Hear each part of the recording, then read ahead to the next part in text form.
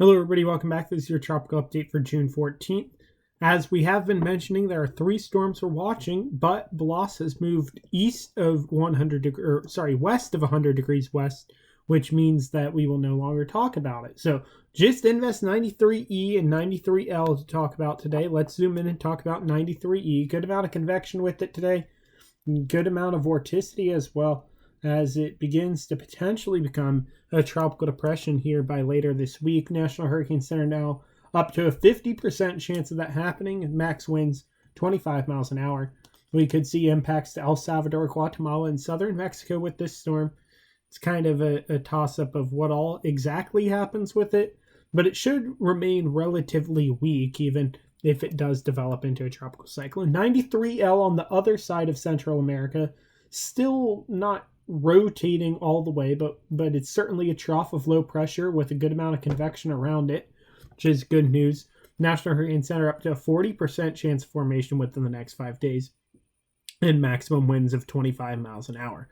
It'll move up, paralleling the Nicaraguan coast, then turning north of Honduras, and then making its way towards Belize and the Yucatan Peninsula. How strong it gets is really divergent throughout the models. And for example, the European model does not develop this storm at all, but the GFS model develops this one into a hurricane. Regardless, both models do take something with 93E on the Eastern Pacific side.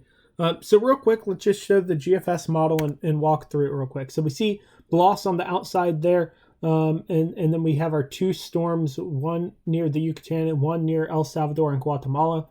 Again, near Guatemala, it kind of moves backwards back towards El Salvador as our 93L makes its way towards the Yucatan and then into the Gulf of Mexico by the time we get to 5 days from now. How exactly this storm ends up working itself out, we'll see. I mean, it's really a matter of can it get itself together, and we'll find out more tomorrow when the National Hurricane Center has an aircraft inside of the storm to sort of diagnose it better. But as we can see from this model here, nothing too crazy really expected with either of these systems, but the main threat is certainly going to be rain and mudslides over Central America and southern Mexico over the course of the next 5 days or so. So that's our main concern.